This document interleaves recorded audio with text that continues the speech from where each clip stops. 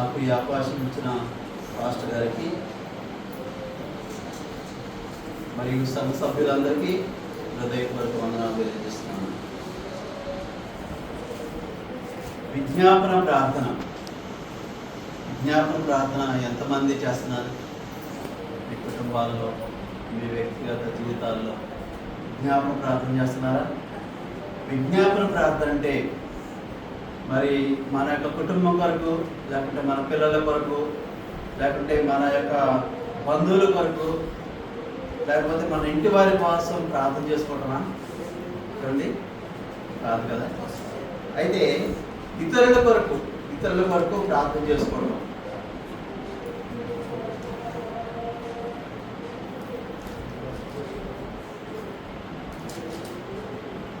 ఇతరుల కొరకు అనగా మరి పాప బంధకములో ఉన్న వారి కోసం, లేకపోతే సాతాను బంధకములో ఉన్న వారి కోసం, నశించిపో వారి కోసం, రక్షణ లేని వారి కోసం, ఇంకా మరి ఏ విధంగా పాప బంధకంలో ఉన్న వారి కోసం మనం ఎప్పుడైతే మన కుటుంబంలో వ్యక్తిగత ప్రార్థనలో మనం చేస్తామో విజ్ఞాపన ప్రార్థన అంటారు. అది విజ్ఞాపన ప్రార్థన కదా. మన కొరకు చేసుకునేది కాదు, ఇతరుల కొరకు చేసేదే విజ్ఞాపన ప్రార్థన. మరి చూడండి, పౌలు గారు రాస్తున్నారు, తిమోతికి రాసిన మొదటి పత్రిక 2వ అధ్యాయం 1-2 వచనాలు చూడండి. పౌలు గారు రాసిన మొదటి పత్రిక 2వ అధ్యాయం 1-2.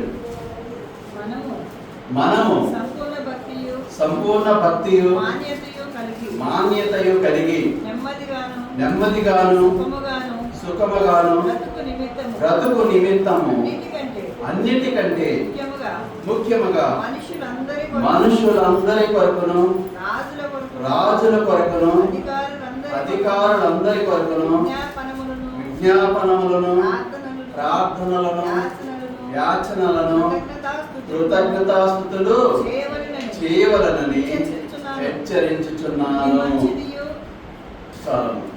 చూడండి, తిమోతికి రాస్తున్నారండి పౌలు గారు. మనం ఎలా ఉండాలంట? పూర్ణ భక్తితో, మాన్యతతో, నెమ్మదిగా, సుఖముగా బ్రతుకు నిమిత్తము. ఎందుకు ప్రార్థన చేయాలంట? ఎందుకు విజ్ఞాపన ప్రార్థన చేయాలా? ఆయా సంఘాల్లో ఉన్న ప్రజల నిమిత్తము కదండి. పౌలు గారి శిష్యుడైన తిమోతికి పౌలు గారు రాస్తున్నారు, మనం భక్తిగా ఉండాలంటే, మాన్యతగా ఉండాలంటే, నెమ్మదిగా ఉండాలంటే, సుఖముగా బ్రతకాలంటే, చూడండి, అన్నిటికంటే ఏంటంటే ముఖ్యం, మనుషులందరి కొరకు, రాజుల కొరకు, అధికారులందరి కొరకు విజ్ఞాపనలు చేయాలంట, ప్రార్థనలు చేయాలంట, యాచనలు చేయాలంట, కృతజ్ఞతాస్తుతులు చెల్లించాలి కదండి. రాజుల కొరకు ఎందుకు చేయాలి? అధికారుల కొరకు ఎందుకు చేయాలండి? వారు మనల్ని పరిపాలిస్తున్నారు కాబట్టి. మన యొక్క దేశ నాయకుల కోసం ప్రార్థన చేయాలి, మన యొక్క రాష్ట్ర నాయకుల కోసం, అధికారుల కోసం ప్రార్థన చేయాలి. ఎందుకంటే వారు నెమ్మదిగా ఉండాలి, దేశాన్ని, రాష్ట్రాన్ని సురక్షితంగా పరిపాలించాలని వారందరి కోసం మనం ప్రార్థన చేయాలి అని పౌలు గారు తిమోతికి రాస్తున్నారు కదండి. మన ఆ విధంగా చూడండి, నీతిమంతుని ఒకసారి చూడండి,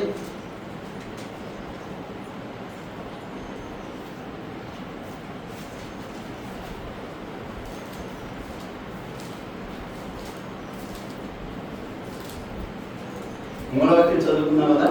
యాకోబు పత్రిక 5వ అధ్యాయం 16వ వచనం చూడండి. యాకోబు పత్రిక 5వ అధ్యాయం 16వ నేను చదువుతా. నీతిమంతుని విజ్ఞాపన మన కొరకుమై బహు బలము గలదై ఉంటుంది. చూడండి, ఇక్కడ నీతిమంతుడిగా మొట్టమొదటిగా విజ్ఞాపన ప్రార్థన చేసిన వారు అబ్రహాం కనపడుతున్నాడు. చూడండి, అబ్రహాము మొట్టమొదటిగా సొదొమ గొమొర్రా పట్టణాల నిమిత్తము, లోతు కుటుంబము నిమిత్తము కదండి, సొదొమ గొమొర్రా పట్టణాలని అగ్ని గంధకముల చేత దేవుడు నాశనం చేస్తారని చెప్పినప్పుడు మరి ఆ పట్టణంలో ప్రజల యొక్క పాపం అంట దేవునికి ఘోరంగా కనిపించిందంట కదా. అందుకని ఆ పట్టణంలో ఎవరు నివసిస్తున్నారు? లోతు కుటుంబం నివసిస్తున్నారు. అందుకనే ఆ యొక్క ప్రజల నిమిత్తము, లోతు కుటుంబం నిమిత్తము అబ్రహాము ఆది కాండములో 18వ అధ్యాయంలో మొట్టమొదటి ప్రార్థన చేసినట్లుగా మనం చూస్తున్నాం. ఒకసారి చూసినట్లయితే 18వ అధ్యాయము మరి ఏ విధంగా అబ్రహాము నీతిమంతుడిగా ఉండి ఆ యొక్క ప్రజల నిమిత్తము ఏ విధంగా ప్రార్థన చేశాడో మనం చూసినట్లయితే చూడండి.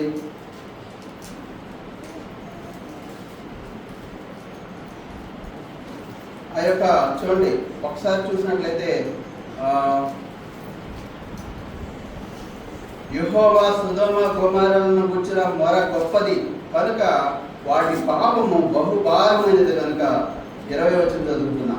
చూడండి, యెహోవా సొదొమ గొమొర్రాలను గూర్చిన మొర చాలా గొప్పదిగా ఉందంట, కనుక వాటి పాపము బహుభారమైనది కనుక ఆ పట్టణాన్ని నాశనం చేయాలని దేవుడు సంకల్పించాడట. కానీ ఈ విషయాన్ని దేవుడు అబ్రహాము తెలియజేశాడు. మీరు చూడండి, యెహోవాకు 14వ వచనం, యెహోవాకు అసాధ్యమైనది ఏదైనా ఉన్నదా? చూడండి, ఇంకా కింద చూసినట్లయితే 17వ వచనం, అప్పుడు యెహోవా నేను చేయబో కార్యము అబ్రహాముకు దాచదనా అంటున్నాడు కదా. నీతిమంతుడైన అబ్రహాముకు దేవుడు ఏం చేయబోతున్నాడో తన ప్రవక్తలకి ప్రతి విషయాన్ని పరిశుద్ధ గ్రంథంలో ప్రవక్తల ద్వారా తెలియజేశాడు కదా. ముందుగానే కదా ఏ పట్టణాన్ని నాశనం చేయబోతున్నానో, ఏ పట్టణం పాప బంధకాల ఉందో ఆ పట్టణం గురించి అక్కడున్న ప్రవక్తలకు ముందుగానే తెలియజెప్పాడు. ఇక్కడ చూసినట్లయితే అబ్రహాముకు మరి అబ్రహాం ఎక్కడున్నాడు? మమ్రే దగ్గర సింధూరు వరములో అబ్రహాం ఎండవేళ గుడారపు ద్వారం ముందు కూర్చున్నప్పుడు యెహోవా అతనికి కనబడాడు కదండి. అందుకని యెహోవా మరి ఆ టైంలో అబ్రహాంకి ఎందుకు కనబడవలసి వచ్చిందంటే అక్కడ ఆ యొక్క సొదొమ గొమొర్రా పట్టణాల నిమిత్తము, లోతు కుటుంబం నిమిత్తము అబ్రహాము ప్రార్థన చేస్తాడు. అందుకని చూడండి, ఆ విధంగా కనబడి మరి ఆ ముగ్గురు వ్యక్తులుగా కనబడి వారికి ఆతిథ్యం ఇచ్చాడంటే అబ్రహాం ఆతిథ్య ప్రియుడు అని బైబిల్లో పరిశుద్ధ గ్రంథం రాయబడి ఉంది కదా. ఆ ముగ్గురికి ఆతిథ్యం ఇచ్చి వారు వెళ్ళిపోయినప్పుడు అబ్రహాము యెహోవా సన్నిధిలో చూడండి, యెహోవా సొదొమ గొమొర్రాలో కూర్చున్న మొర గొప్పది కనుక ఆ మనుషులు అక్కడ నుండి తిరిగి సొదొమ వైపు వెళ్ళి అబ్రహాము ఇంకా యెహోవా సన్నిధిలో నిలుచుని ఉన్నాడంట. అది నిల్చుని ఏం చేస్తున్నాడంటే విజ్ఞాపన చేస్తున్నాడు. చూడండి, అప్పుడు అబ్రహాము సమీపించి ఇట్లను దుష్టులతో కూడా నీతిమంతులను నాశనం చేయదువా అని దేవుణ్ణి అడుగుతున్నాడు, ప్రార్థన చేస్తున్నాడు, విజ్ఞాపన చేస్తున్నాడు. అబ్రహాము తన యొక్క కుటుంబం నిమిత్తమో, తన యొక్క భార్య నిమిత్తమో, తన యొక్క కుటుంబం నిమిత్తం ప్రార్థన చేయట్లేదు. చూడండి, దుష్టులతో కూడా నీతిమంతులను నాశనం చేయదు అంటే అబ్రహాం యొక్క ఉద్దేశం ఏంటి? ఆ యొక్క సొదొమ గొమొర్రా పట్టణంలో నీతిమంతుడుగా ఎవరున్నారు? లోతున్నాడు. ఇంకా ఎంతమంది అయితే ఉన్నారో తెలియదు. అందుకని ఒకవేళ దుష్టులు ఉన్నారు, వారితో పాటు నీతిమంతులు ఉంటే వారిని కూడా నాశనం చేస్తావా అని దేవుణ్ణి అడుగుతున్నాడు కదా. ఆ పట్టణంలో ఒకవేళ చూడండి ప్రారంభించాడు, ఆ పట్టణంలో ఒకవేళ 50 మంది నీతిమంతులు ఉండిన యెడల దానిలో ఉన్న 50 మంది నీతిమంతుల నిమిత్తము ఆ పట్టణాన్ని కాయుదువా. చూడండి, ఒకవేళ ఆ సొదొమ గొమొర్రా పట్టణాల్లో లోతు కుటుంబమే కాదు, లోతు భార్య, ఇద్దరు కుమార్తెలు మాత్రమే కాదు, ఇంకా ఎంతమంది నీతిమంతులు ఉంటారో ఆ యొక్క 50 మంది తీసుకున్నాడండి మొట్టమొదటిగా. చూడండి, విజ్ఞాపన ఏ విధంగా చేస్తున్నాడు? 50 మంది నీతిమంతులు ఉంటే ఆ పట్టణాన్ని కాయుదువా, కాపలా కాస్తావా, లేకపోతే ఆ పట్టణాన్ని నాశనం చేయకుండా ఉంటావా అని దేవుని సన్నిధిలో మొరపెడుతున్నాడు. అదే విజ్ఞాపన ప్రార్థన. ఈ యొక్క అబ్రహాము చేసే ప్రార్థన తన కొరకు చేయట్లేదు, లోతు కొరకు, అలాగే సొదొమ గొమొర్రా పట్టణాల్లో ఉన్న ప్రజల కొరకు. వారు మంచివారు కాపోయినప్పటికీ కూడా, వారు దుష్టులు అయినప్పటికీ కూడా చూడండి దేవునికి మొరపెడుతున్నాడు అబ్రహాము. ఎందుకంటే అబ్రహాము నీతిమంతుడు. విజ్ఞాపన చూడండి, నీతిమంతుడు చేసే విజ్ఞాపన ఏంటంట? మన కొరకుమై బహు బలము గలదే ఉండును అని పరిశుద్ధ లేఖనం సెలవిస్తుంది కదండి. అందుకనే అబ్రహాము మొరపెడుతున్నాడు. ఏ విధంగా మొరపెడుతున్నాడు చూసినట్లయితే 50 మంది నీతిమంతులు ఉంటే ఆ పట్టణాన్ని కాపాడుతామా అని అడుగుతున్నాడు. చూడండి, ఆ విధంగా ఆ చొప్పున చేసి ఒకవేళ 50 మంది నీతిమంతులు ఉన్నా కూడా నువ్వు ఆ దుష్టులతో పాటు 50 మంది నీతిమంతులను నాశనం చేస్తే అలా చేయడం నీకు దూరమవునుగా కానీ అబ్రహాము దేవుని అడుగుతున్నాడు. చూడండి ఇంకా చూసినట్లయితే ఇంకా 26వ వచనం చూసినట్లయితే యెహోవా సొదొమ పట్టణములో 50 మంది నీతిమంతులు నాకు కనబడిన ఎడల వారిని బట్టి ఆ స్థలం అంతటి నేను కాయుదును. దేవునికి స్తోత్రం. 50 మంది, లక్షల మంది ఉండొచ్చు అక్కడ కదండి. సొదొమ గొమొర్రా పట్టణాలంటే 2 పట్టణాలు. ఆ పట్టణాల్లో దుర్మార్గులతో పాటు కొంతమంది నీతిమంతులు ఉండొచ్చు అని అబ్రహాము ఆలోచించాడు, అబ్రహాము ఉద్దేశించాడు. అందుకని ఆ నీతిమంతుడు కాబట్టి అబ్రహాము దేవుడు కనబడ్డాడు కాబట్టి ఎందు నిమిత్తమై ఈ యొక్క దేవదూతలు లేకపోతే దేవుడు ఆ సంకల్పించాడో ఆ యొక్క దేవుడు చేసే కార్యాన్ని అబ్రహాముకు తెలియజేయడానికి క్రిందకి దిగి వచ్చినట్టుగా చూస్తున్నాం. అందుకనే అబ్రహాము ఈ విధంగా అయ్యో ఆ పట్టణాలు నాశనం అవుతాయి, ఒకవేళ 50 మంది నీతిమంతులుంటే ఆ పట్టణాన్ని కాపాడుతావని దేవుని సన్నిధిలో విజ్ఞాపన ప్రార్థన చేసినట్లుగా మనం చూస్తున్నాం. చూడండి ఏమంటున్నాడండి ఇంకా 27వ వచనం చూసినట్లయితే అందుకు అబ్రహాము ఇదిగో ధూళియు బూడిదనైన నేను ప్రభువుతో మాట్లాడ తెగించి ఉన్నాను. చూడండి ఏ విధంగా తగ్గించుకున్నాడు. నీతిమంతుడుగా ఉన్నాడు, విశ్వాసుడుగా ఉన్నాడు, ప్రార్థనాపరుడుగా ఉన్నాడు, విజ్ఞాపన కర్తగా ఉన్నాడు. అయినప్పటికీ కూడా ధూళియు బూడిదనైన నేను నీతో మాట్లాడ తెగించి ఉన్నానని చూడండి దేవుని సన్నిధిలో ఎంత మాత్రం కూడా తగ్గించుకొని దేవునికి మొరపెడుతున్నట్లు మనం చూస్తున్నాం కదండి. తగ్గించుకుంటున్నాడు కదా. మరి నీతిమంతుడిగా ఉన్న ఈ అబ్రహాము విశ్వాస పరుడుగా ఉన్న, విశ్వాసానికి కర్తగా ఉన్న ఈ యొక్క అబ్రహాము ఏ విధంగా తగ్గించుకున్నాడంటే చూడండి ధూళియు బూడిదనైన నేను ప్రభుతో మాట్లాడా తెగించి ఉన్నాను. 50 మంది నీతిమంతులలో ఒకవేళ 5 తగ్గితే చూడండి 50 మందిలో 5 తగ్గితే ఎంతమంది అండి? 45 మంది. ఒకవేళ చూడండి అబ్రహాము ఎందుకో అవిశ్వాసంగా ఉన్నాడు, ఎందుకంటే అక్కడ నీతిమంతులు 50 మంది ఉండకపోవచ్చు అని ఒక్కొక్క విషయం మీద 50 మంది నుంచి 45 మందికి వచ్చాడండి. ఒకవేళ 40 మంది నీతిమంతులు ఉంటే ఆ పట్టణాన్ని నాశనం చేయదువా అని మరలా అడిగినప్పుడు అందుకు ఆయన ఎవరు? దేవుడు. అక్కడ 45 మంది ఉంటే ఆ పట్టణాన్ని నేను నాశనం చేయదని అడుగుతున్నాడు. ఈ విధంగా అక్కడ 45 మంది ఉంటే అక్కడ కనబడిన ఎడల నేను నాశనం చేయను. 45 మంది కనబడ్డా కూడా ఆ నీతిమంతుల పట్టణాల్లో 45 మంది ఉన్నా కూడా నేను ఆ పట్టణం జోలికి వెళ్ళను, ఆ పట్టణాన్ని నాశనం చేయనని సంకల్పించాడు. చూడండి ఈ విధంగా చూసినట్లయితే ఇంకా మరి అతను ఇంకా ఆయనతో మాట్లాడచ్చు. ఒకవేళ అక్కడ 40 మందియే కనబడలేమో అన్నప్పుడు ఆయన 40 మందిని బట్టి నేను నాశనము చేయను. చూడండి 50 మంది నుంచి 45 మంది, 45 నుంచి 40 మంది. ఇంకా చూసినట్లయితే కిందకి అతడు ప్రభు కోపపడలేలా నేను మాట్లాడేదను. ఒకవేళ అక్కడ 30 మందియే కనబడదేమో అని అన్నప్పుడు అక్కడ 30 మంది నాకు కనబడిన ఎడల నాశనము చేయలేదు. చూడండి ఇంకా చూసినట్లయితే 30 మంది కనబడ్డా కూడా నేను ఆ పట్టణాన్ని నాశనం చేయను. ఇంకా చూసినట్లయితే అందుకు అతడు ఇదిగో ప్రభువా మాటలాడ తెగించి తిని ఒకవేళ అక్కడ 20 మంది కనబడదరేమో అని అప్పుడు ఆయన ఆ 20 మందిని బట్టి నాశనము కాబోదునుగా కానీ చెప్పినప్పుడు అతడు ఆ ప్రభు కోపపడలేదా ఇంకొక మారు మాట్లాడుతున్నాం. ఈ విధంగా బ్రతిమాలుకుంటున్నాడు. మరి చూడండి నీతిమంతులుగా ఉన్న అబ్రహాము 50 మంది నుంచి ఎంతవరకు వచ్చాడంటే 20 మందికి వచ్చాడు. తర్వాత మీరు చూసినట్లయితే ఒకవేళ అక్కడ 10 మంది కనబడదలేమో అన్నప్పుడు ఆయన 10 మందిని బట్టి నాశనం చేయక ముందునను. చూడండి దేవుడు ఎంత కృపగలవాడండి.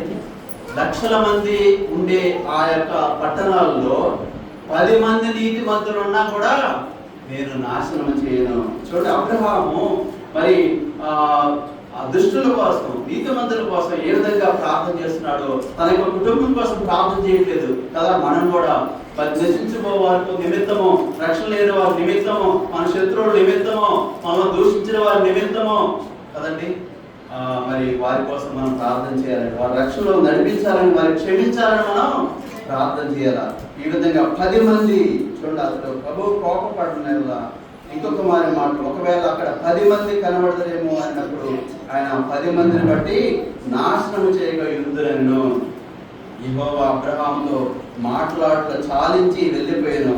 అబ్రహాము తన ఇంటికి తిరిగి వెళ్ళిపోయాను. చూడండి, ఈ విధంగా 18వ అధ్యాయం చూసినట్లయితే విజ్ఞాపన ప్రార్థన ఏ విధంగా ఉంది, ఎందుకు విజ్ఞాపన ప్రార్థన చేయవలసి వచ్చింది.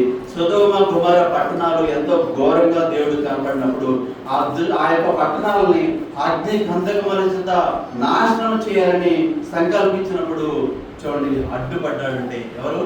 అబ్రహాము కదా.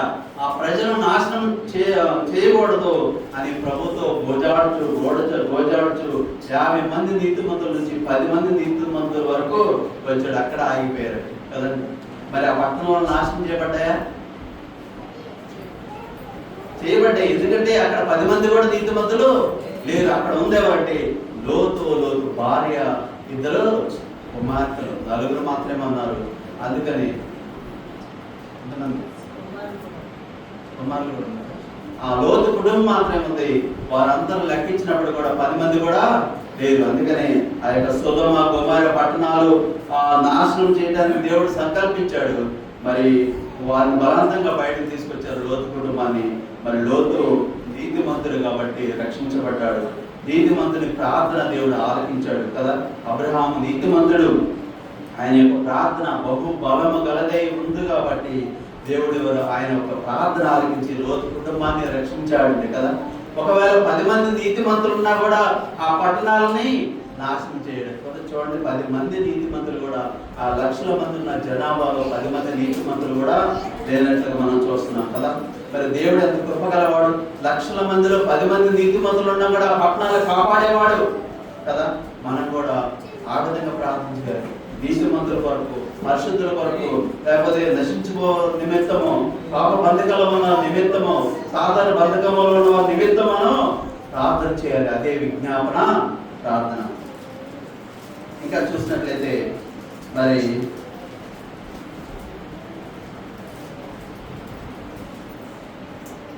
మోషే చూసినట్లయితే మోషే విజ్ఞాపన ప్రార్థన చేశాడు కదండి. నిర్గమకాండం 32వ అధ్యాయం చూసినట్లయితే మోషే చేసిన విజ్ఞాపన ప్రార్థన. నిర్గమకాండం 32వ అధ్యాయము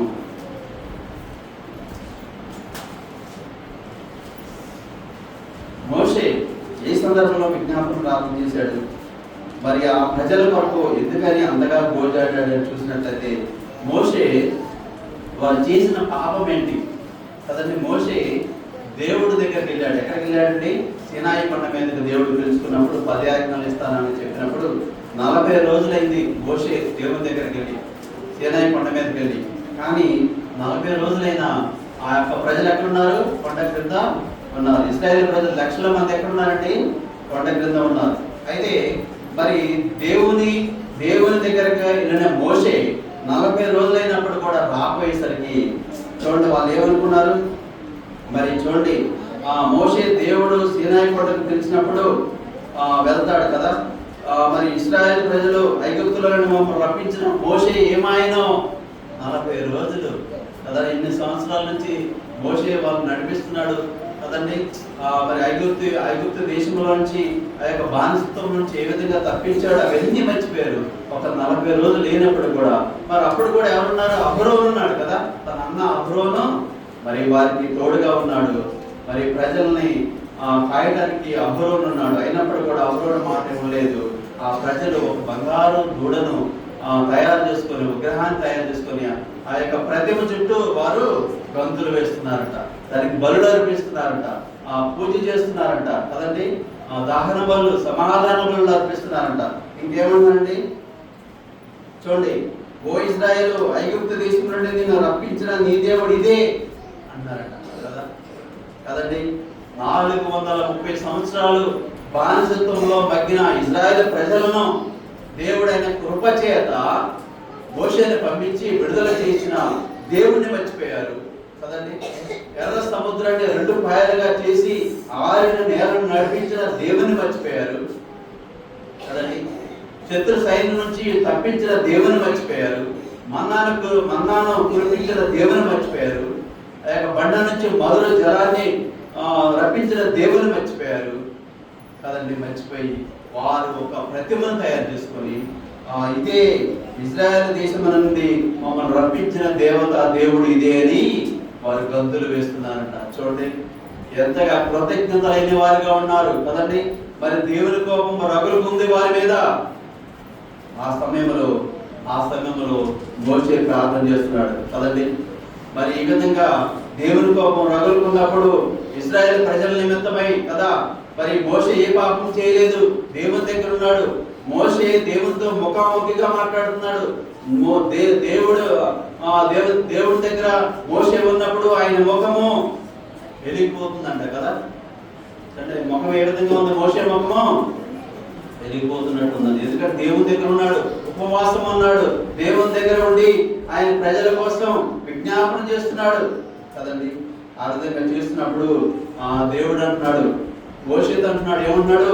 ఇశ్రాయేలు ప్రజలు చెడిపోయి వారు లోబడిన ప్రజలు, నేను వారిని కాల్చివేసి నేను గొప్ప జనముగా చేసేదను అని మోషేతో అన్నప్పుడు చాలా సంతోషమని మెచ్చుకున్నాడా?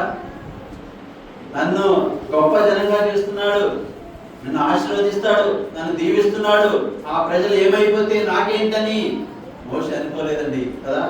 మరి ఎంతో భారం కలిగి ఆ ప్రజలు ఎంత హింసించినా, ఎంత బాధ పెట్టినా, ఎంత మరి దుఃఖ పెట్టినా, ఎంత ఆయాస పెట్టినా, మరి దేవుణ్ణి మోషేని ఎంత ఇబ్బంది పెట్టినా కూడా కదండి, మరి ఆ ప్రజల నిమిత్తమై విజ్ఞాపనకర్తగా బయలుదేరాడు మోషే కదా.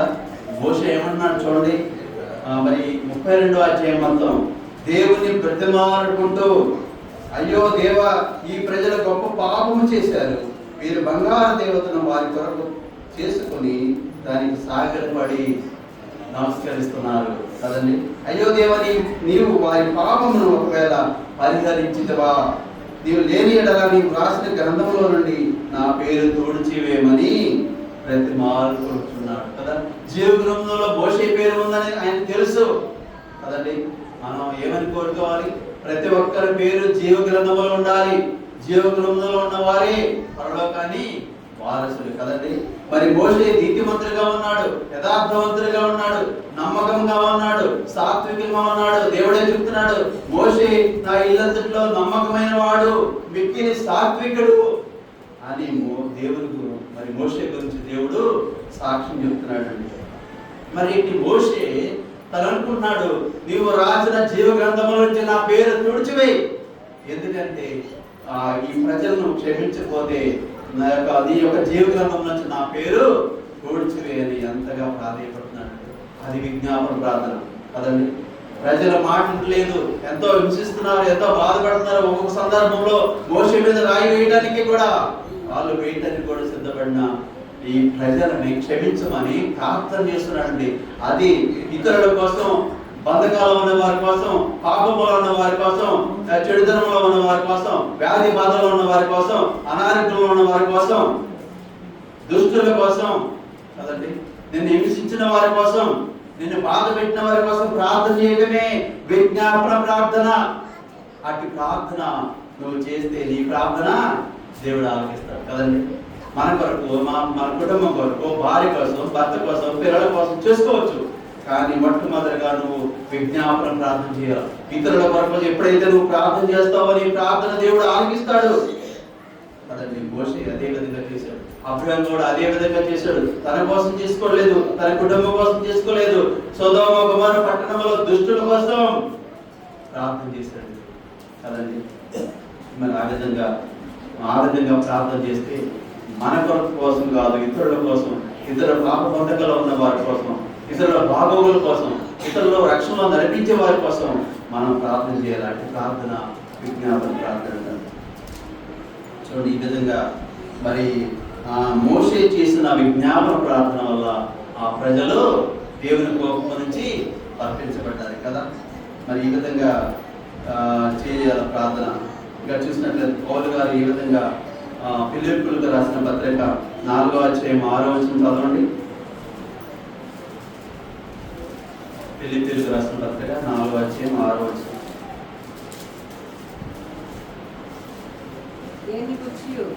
ఏది వచ్చి చింతపడకుడు గాని ప్రతి విషయంలో ప్రార్థన విజ్ఞాపనముల చేత కృతజ్ఞతాపూర్వకముగా మీ విన్నపములు దేవునికి తెలియజేయుడు. ఏం చేయాలంటే దేని గురించి చింతపడబడి కానీ ప్రతి విషయంలోనూ ప్రార్థన విజ్ఞాపనల చేత కృతజ్ఞతాపూర్వకంగా మీ విన్నపలు దేవునికి తెలియజేయాలి కదా. మన కుటుంబంలో చింత ఉందా? అది ఉంటే ఏం చేయాలంటే ఆ చింత యావత్తు దేవుని మీద వదిలిపెట్టి కదా ఇతరుల కోసం నీ కోసం కూడా ప్రార్థన చేసేవారు కూడా ఆయన కృతజ్ఞతాస్తుతులు విన్నపాలు చెల్లించేవారిగా ఉండాలి కదండి. మరి పౌలు గారు రాస్తున్నారు ఫిబ్రవరికి రాసిన పత్రిక, ఫిబ్రవరికి రాసిన పత్రిక 7వ అధ్యాయము 24 నుంచి 20 వరకు చదవండి.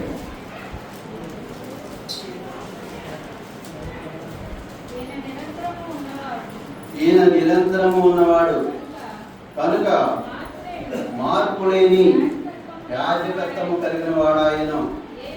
ఈయన తన ద్వారా దేవుని యొద్దకు వచ్చు వారి నిమిత్తము పక్షమున విజ్ఞాపనము చేయుటకు నిరంతరము జీవించుచున్నాడు కనుక వారిని సంపూర్ణంగా రక్షించుటకు శక్తిమంతుడై ఉన్నాడు.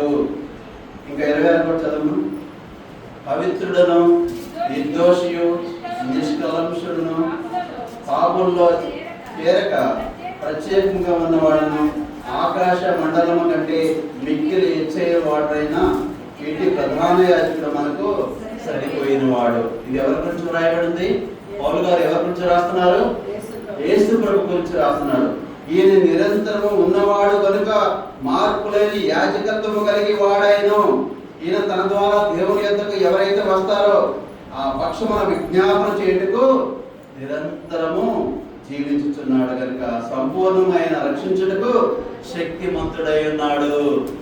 చూడండి, దేవుని ద్వారా దేవుని దగ్గర రావడానికి ఈయన ఒక మధ్యవర్తిగా ఉన్నాడు కదండి.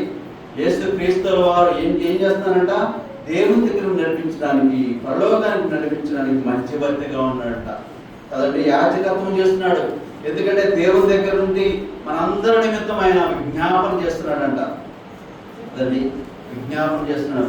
పౌలు గారు ఏ విధంగా అయితే ఆ యొక్క పత్రికల్లో రాసిన విధంగా కొలస్సీలకు లేకపోతే ఫిలిప్పీలకు 14 పత్రికలు ఎంతమందికి అయితే రాశారో ఆ ప్రజల గురించి ఎంతో శ్రమ బంధకాలు ఉన్నప్పుడు కూడా, జైల్లో ఉన్నప్పుడు కూడా ఆ ప్రజల నిమిత్తం ఏ విధంగా అయితే మరి యాజకత్వం చేశాడు, మధ్యవర్తిగా ఉన్నాడు. ఆ ప్రజల నిమిత్తం దేవునికి మధ్యవర్తిగా ఉన్నాడు. వారిని రక్షించడానికి, వారిని విమోచించడానికి పౌలు గారు ఏ విధంగా మరి మధ్యవర్తిగా ఉన్నాడు. అలాగే మోషే కూడా ప్రజల నిమిత్తం ఏ విధంగా మధ్యవర్తత్వం చేశాడు దేవునికి, ప్రజలకు. అలాగే అబ్రహాం కూడా సొదొమ పట్టణంలో ఉన్న ప్రజల నిమిత్తము కదండి వారి కోసం ఏ విధంగా విజ్ఞాపన చేశాడు. ఆ విధంగా మరి అంతకంటే ఈయన నిరంతరము ఉన్నవాడు, ఈయన మార్పు లేనివాడు కదా. ఏ మార్పు కూడా ఈయన లేదు. ఈయన యాజకత్వం కలిగిన వాడు. ఆయన ప్రధాన యాజకుడు మనకు ఒకడు ఉన్నాడు, ఆయన యేసు క్రీస్తు కదా. ఆయన మనకి మధ్యవర్తి, దేవునికి మనకి మధ్యవర్తి ఎవరంటే యేసు క్రీస్తు ప్రభుల వారు. చూడండి, ఆయన ఎలాంటి వాడంట? పవిత్రుడును నిర్దోషియు నిష్కల్మషుడు పాపంలో చేరక పవిత్రముగా ప్రత్యేకంగా ఉన్నవాడు అని యేసు ప్రభు గురించి తెలియజేయబడింది కదండి. మరి లోక సువార్తలు చూసినట్లయితే ఏమని రాయబడింది? వీరేం చేయించున్నారు, వీరికి తండ్రి వీరేం చేయించున్నారో వీరిని క్షమించమని. మరి నిజంగా వాళ్ళు ఏం చేస్తున్నారో తెలియదండి కదండి. శత్రువులు ఆయన హింసించారు, కొరడాలతో కొట్టారు, అన్యాయం తీర్పు తీర్చారు కదా, అనేక కోట్లు తిప్పారు, మరి దూషించారు, చెంప మీద కొట్టారు, మరి కదండి గడ్డం పెరిగారు. ఆ విధంగా ఎన్ని హింసలు పెట్టినప్పుడు కూడా తండ్రి వీరేమి చేయుచున్నారో వీరు ఎరగరు కనుక వీరిని క్షమించమని కదా. యేసుక్రీస్తు పలికిన 7 మాటల్లో మొదటి మాట తండ్రి వీరేమి చేయుచున్నారో వీరిని తెలియదు కనుక వీరిని క్షమించమని యేసు ప్రభు అడుగుతున్నారు కదా. అది ఏంటంట? విజ్ఞాపన ప్రార్థన కదా. అందుకనే అటు విజ్ఞాపన ప్రార్థన మనం చేయాలి. ఇంకా చూసినట్లయితే ఇక్కడ మిరియాము గురించి చూసినట్లయితే సంఖ్యాకాండము ఒకసారి చూడండి. సంఖ్యాకాండము 12వ అధ్యాయము.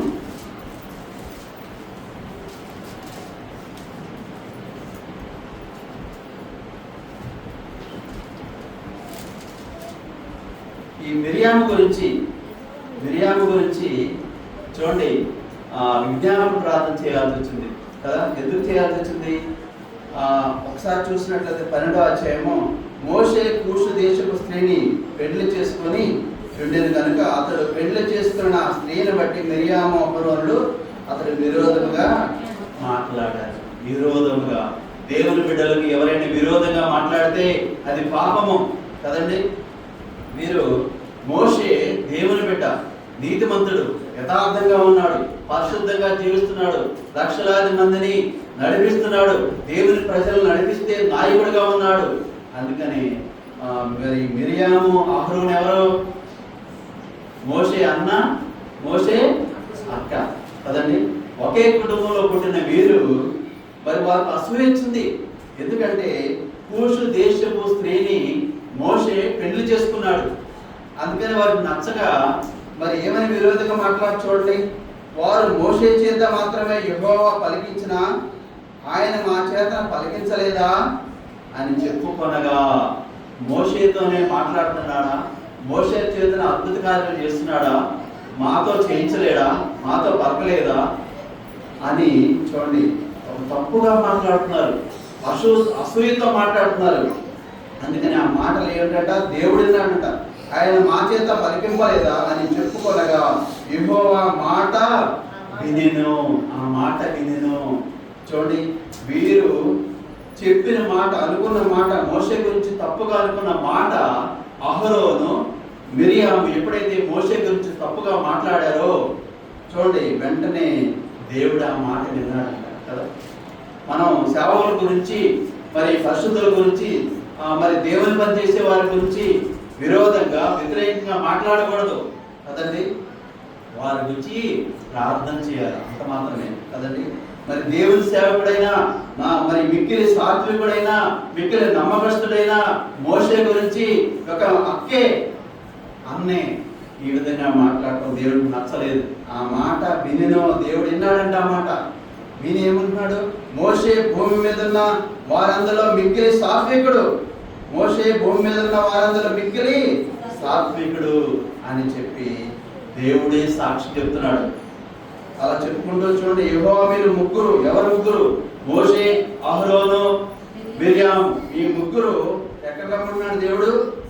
యెహోవా మీరు ముగ్గురు ప్రత్యక్ష గుడారమునకు రండని హఠాత్తుగా మోషే, అహరోను, మిరియాములకు ఆజ్ఞించాడు. ఆ ముగ్గురు రాగా యెహోవా మేఘస్తంభం నుంచి ప్రత్యక్ష గుడారం యొక్క ద్వారం వద్ద నిలిచి అహరోను, మిరియాములను పిలిచాడంట దేవుడు. పిలిచి ఏం చేస్తున్నాడు? వారిద్దరు రాగా ఆయన మాటలు, నా మాటలు వినుడి,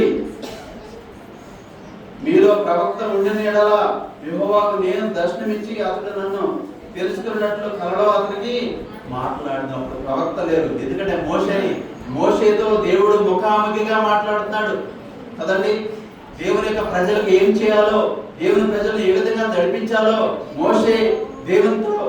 దేవుడు మోషేతో ముఖాముఖిగా ఒక స్నేహితుడితో మాట్లాడినట్టు దేవుడు మోషేతో మాట్లాడుతున్నాడు కదండి. అందుకని ప్రవక్త అవసరం లేదు, ఈ యొక్క మోషేని ప్రవక్తగా ఉన్నాడు. అందుకని చూడండి, నా సేవకుడైన మోషే అట్టివాడు కాదు, అతడు నా ఇల్లంతట్లో నమ్మకమైన వాడు. చూడు, దేవుని స్తోత్రం. అలాంటి సాక్ష్యం మనం కలిగి ఉన్నామా? నా ఇల్లంతట్లో నమ్మకమైన వాడు, మిక్కిలి సాత్వికురాలు, మిక్కిలి సాత్వికుడని దేవుడి చేత మనం చెప్పబడుతున్నామా? దేవుడి చేత ఇంటి సాక్ష్యం మనం కలిగి ఉన్నామా? కదండి. మోషే గురించి దేవుడు సాక్ష్యం చెప్తున్నాడు. మీరు మాట్లాడుతున్న మాటలను నేను విన్నాను, మోషే సాత్వికుడు, ఇల్లంతట్లో నమ్మకమైన వాడు అని దేవుడే మోషే గురించి సాక్ష్యం చెప్తున్నాడు, చూస్తున్నాం. కాబట్టి నా సేవకుడైన మోషేకు మీరు విరోధంగా మాట్లాడుటకు మీరేలా భయపడలేదు. చూడండి, నా సేవకుడైన మోషే మీద మీరు ఈ విధంగా మాట్లాడటం మీకు ఎందుకు భయం లేదు? భయపడకుండా ఎందుకు మాట్లాడారని అహరోను మిరియామును దేవుడు అడుగుతున్నాడండి. యెహోవా కోపం వారి మీద రగులు కొరక ఆయన వెళ్ళిపోయాడు. ఆ తర్వాత ఏం జరిగిందండి? అప్పుడు మిరియాము హిమము వంటి తెల్లని కుష్ఠులు కలదాయను. అహరోను మిరియాము వైపు చూసినప్పుడు ఆమె కుష్ఠులు కలదిగా కనబడను. అహరోను, అయ్యో నా ప్రభువా, మేము అవివేకులము, పాపులమైన మేము చేసిన ఈ పాపమును మా మీద మోపవద్దు అని అప్పుడు అహరోను పశ్చాత్తాపడుతున్నాడు. పాపులమైన మేము, మిరియాము, నేను పాపులము, ఇంటి యొక్క శాపాన్ని మా మీద మోపవద్దు అని అహరోను మాట్లాడుతున్నాడు. అప్పుడు మోషే ఏ విధంగా ప్రార్థన చేశాడు చూడండి. మోషే ఎలుగెత్తి, దేవా దయచేసి ఈమెను బాగు చేయమని యెహోవాకు మొరపెట్టిందంట. అది విజ్ఞాపన ప్రార్థన కదండి. మరి మోషే మీద పెరిగిన యొక్క అహరోను, మోషే మీద తప్పుగా మాట్లాడిన ఈ మిరియాము మీద కక్ష పెట్టుకోలేదు కదండి. కక్ష పెట్టుకోకుండా చూడండి, దేవుడు మెచ్చుకున్న ఈ మోషే కక్ష పెట్టుకోకుండా చూడండి, దేవా దయచేసి ఏమని బాగు చేయి. మోషే ఎలుగెత్తి అంటే పెద్దగా, ఎలుగెత్తడం అంటే పెద్దగా దేవుని సన్నిధిలో మొరపెడుతున్నాడు.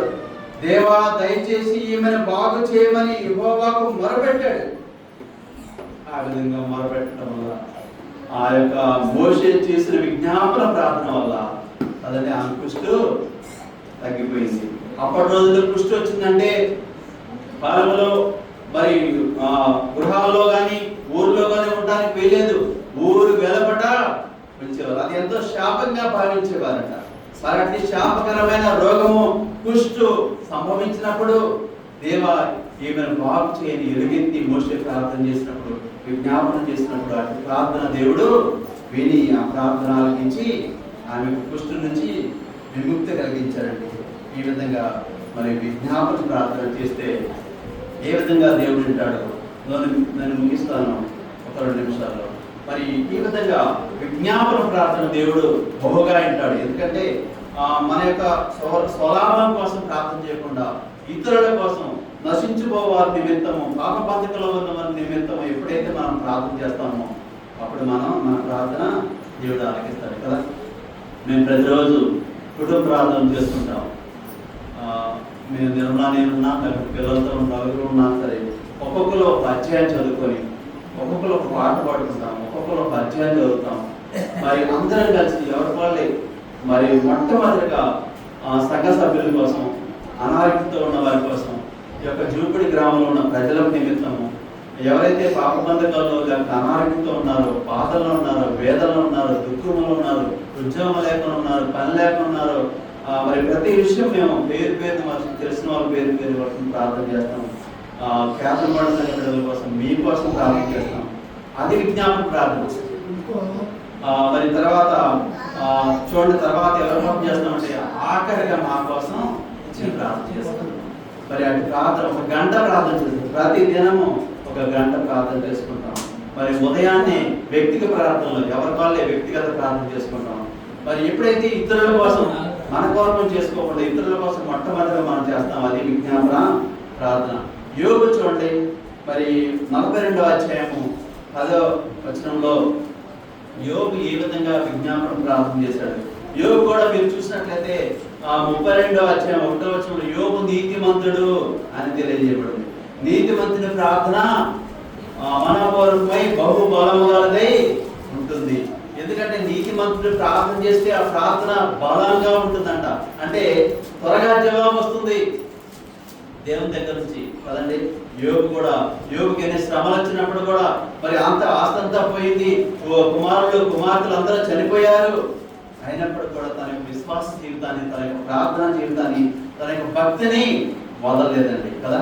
భక్తిని వదలకుండా ఏ విధంగా మరి విశ్వాసంతో, నిరీక్షణతో దేవుని సన్నిధిలో గోజాడుతున్నాడో, ఎన్ని శ్రమలు వచ్చినప్పుడు కూడా, తన శరీరం చీకిపోయినప్పుడు కూడా తన విశ్వాసాన్ని వదలకుండా నా విమోచకుడు సజీవుడని అని ప్రార్థన చేస్తున్నాడు 19వ అధ్యాయం కదా. ఈ విధంగా మరి 42వ అధ్యాయం 10 చూడండి.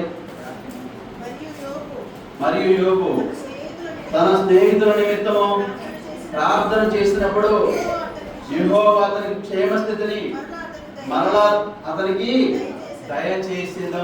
చూడండి, స్నేహితులు ఎలాంటి వారంట? స్నేహితులు చూడండి, మీరు గమనించినట్లయితే 2వ అధ్యాయం నుంచి 42వ అధ్యాయం వరకు కూడా ఆ యొక్క స్నేహితులు వచ్చారు, 3 వచ్చారు, తర్వాత 4 వచ్చారు. ప్రతి ఒక్కరు రావడం, నువ్వేం పాపం చేసావేమో, నువ్వు దేవుని ఎడల మరి భయభక్తులు లేకున్నావేమో, నువ్వేం చేసావో, నువ్వు ఎంత ఘోర పాపం చేసావో, ఆ విధంగా వారిని దూషించే వారిగా ఉన్నారు. యోబుని దూషించే వారిగా ఉన్నారు, యోబుని అనేక మాటలు మాట్లాడే వారిగా ఉన్నారు. మరి అట్టి స్నేహితుల కోసం ఏం చేశాడంట యోబు? ప్రార్థన చేశాడంట. ఇతరుల కోసం చేసే ప్రార్థన, నీ స్నేహితుల కోసం చేసే ప్రార్థన, నీ యొక్క ఇరుగు పరివారం గురించి చేసే ప్రార్థన, అటు ప్రార్థన జ్ఞాపన ప్రార్థన. అటు ప్రార్థన దేవుడు ఆలకించేవాడిగా ఉన్నాడు. చూడండి, యోబు తన స్నేహితుల నిమిత్తము ప్రార్థన చేసినప్పుడు యెహోవా అతని క్షేమ స్థితిని మరలా అతనికి దయచేశాడు. చూడండి, స్నేహితులు కూడా క్షమించబడ్డారు కదా ఆ యోబు ప్రార్థన గురించి. మరి దేవుడే చెప్పాడు, యోబు నీతిమంతుడు, యథార్థవంతుడు కదండి, న్యాయవంతుడు అని యోబు గురించి మొదటి అధ్యాయంలో 8వ వచనంలో దేవుడు సాక్షి చెప్తున్నాడు యోబు గురించి కదా. అట్టి ఒక యథార్థవంతుడికి కదా, మరి అదంతా పరిశుద్ధంగా ఉన్నప్పుడు కూడా మనకి శ్రమలు రావచ్చు, మనకి ఇబ్బందులు రావచ్చు, అనారోగ్యం దరిచేయవచ్చు. మనం ఎంత ప్రార్థన చేస్తున్నప్పుడు కూడా కదండి, ప్రార్థన పనులు కూడా అనారోగ్యం వస్తుంది.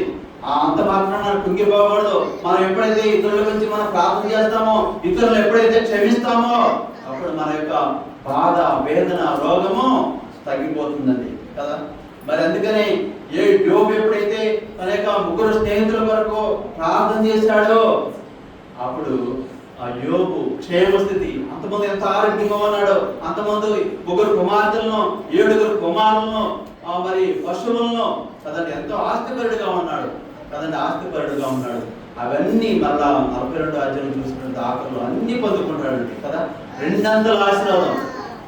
మొదట ఎంత ఉందో 500 మంది, 500 ఎడ్లు ఉన్నాయి అనుకోండి, 1000 ఎడ్లు కదా.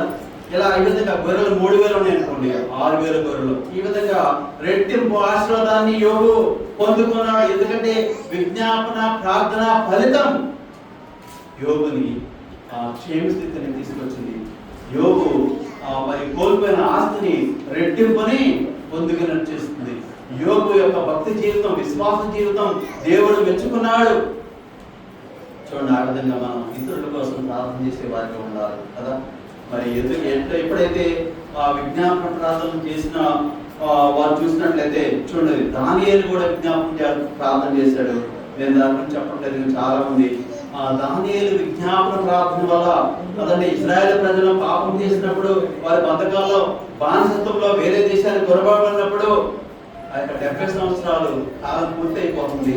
మరి విడుదల కోసం ఎంతో భారంతో ఉపవాసం ఉండి, బూడిద రాసుకొని, గోనబట్ట కట్టుకొని దేవుని సన్నిధిలో విజ్ఞాపన ప్రార్థన చేసినట్లుగా మనం చూస్తున్నాం దానియేలు కదండి.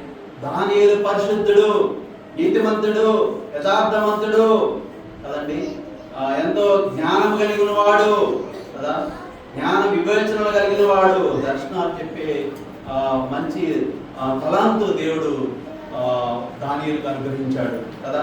దానియేలు గురించి దేవుడు అన్నాడు, నీవు బహుప్రియుడవు. 3 సార్లు అంటాడు దేవుడు, నువ్వు బహుప్రియుడు అని. ఎందుకంటే దానియేలు ప్రార్థన దేవుడు విన్నాడు. దానియేలు తన యొక్క ఏ పాపం చేయనప్పుడు కూడా పాప బంధకంలో ఉన్న వారి కోసం, నశించిన వారి కోసం, ఇశ్రాయేలు ప్రజల కోసం, బానిసత్వంలో ఉన్న వారి కోసం విడుదల నిమిత్తము ఉపవాసం నుండి ప్రార్థన చేశాడు. ఒకసారి 3 వారాలు ప్రార్థన చేస్తాడు. చూసినట్లయితే ఆ విధంగా ప్రార్థన చేయబట్టి ఆ యొక్క ప్రార్థన ఫలితం దేవుడు మెచ్చుకునే తెలుసా, నీవు బహుప్రియుడవు అని 3 సార్లు దేవుడు సంబోధిస్తాడు. మరి అబ్రహాము నా స్నేహితుడు కదండి, అబ్రహాము నా స్నేహితుడు. మోషే చూడండి, నా స్నేహితుడు, ఇల్లంతట్లో నమ్మకమైన వాడు, మిక్కిలి సాత్వికుడు, ఆయన యొక్క విజ్ఞాపన కర్తగా ఉన్నాడు. ఇశ్రాయేలు ప్రజలు లక్షల మంది నడిపించేవాడుగా ఉన్నాడు. అందుకని ఎంతో సాత్వికంగా ఉన్నాడు, మిక్కిలి నమ్మకస్తుడిగా ఉన్నాడు కదా. అందుకని నా ఇల్లంతలో ఇల్లంటే ఆయన యొక్క ప్రజలు నడిపించే కుటుంబ పెద్దగా ఉన్నాడు. అందుకని అతన్ని ఆ విధంగా సంబోధించాడు. ఎందుకంటే మరి విజ్ఞాపన కర్తగా ఉన్నాడు కాబట్టి మోషే ఈ విధంగా దేవుడు సంబోధించాడు. యోబు యథార్థవంతుడు, న్యాయవంతుడు, దేవుని యందు భయభక్తులు కలిగి చెడుతనాన్ని విసర్జించిన వాడంట. నీతిమంతుడిగా ఉన్నాడు 32వ అధ్యాయంలో కూడా చెప్పబడింది. మరి భూమి మీద ఇతని వంటి వాడు ఎవడు లేడు. చూడండి, దేవుడు మనకు అలాంటి సాక్ష్యం మనకి ఇవ్వాలి. మనం లేకపోతే చెడుతనాన్ని విసర్జించిన వారం, ఈ యొక్క స్త్రీ చెడుతనాన్ని విసర్జించింది, దేవుని యందు భయభక్తులు కలిగి ఉంది, యథార్థత కలిగి ఉంది అని మన గురించి దేవుడు చెప్పాలి కదండి. యోబు అందుకని ఆ విజ్ఞాపన ప్రార్థన చేసినప్పుడు తన స్నేహితుల కొరకు తను ఆ స్నేహితులు రక్షించబడ్డారు. అలాగే తను కోల్పోయిన ఆ స్థితిని మళ్ళీ రెట్టింపు ఆశీర్వాదాన్ని పొందుకున్నాడు, మంచి ఆరోగ్యాన్ని పొందుకున్నాడు కదా. మరి ఈ విధంగా ప్రార్థన చేసినప్పుడు పౌలు గారు కూడా మరి అనేక సంఘాల్లో సంఘాలు స్థాపించి ఆ ప్రజల నిమిత్తం వారు నశించిపోకూడదని అనేక ప్రజల నిమిత్తం బంధకాల నుండి జైల్లో ఉండి కూడా పౌలు గారు విజ్ఞాపన ప్రార్థన చేసినప్పుడు, పౌలు గారు చేసిన విజ్ఞాపన ప్రార్థన నుంచి ఎన్నో చాలా ఉన్నాయి. అన్ని అధ్యాయాల్లో కూడా 14 పత్రికలుగా చూసినట్లయితే పౌలు గారు ఆ ప్రజల నిమిత్తం దేవుని వేడుకున్నట్టుగా మనం చూస్తున్నాం. దేవునికి వందనాలు చెప్తున్నాడు, దేవునికి కృతజ్ఞతాస్తుతులు చెప్తున్నట్టుగా విజ్ఞాపన ప్రార్థన చేస్తున్నట్టుగా మనం చూస్తున్నాం కదా. మరి దేవుడి కొద్ది మాటలు దీవించి మనకు ఆశీర్వాదకరంగా మార్చడం కాదు. ఆమేన్.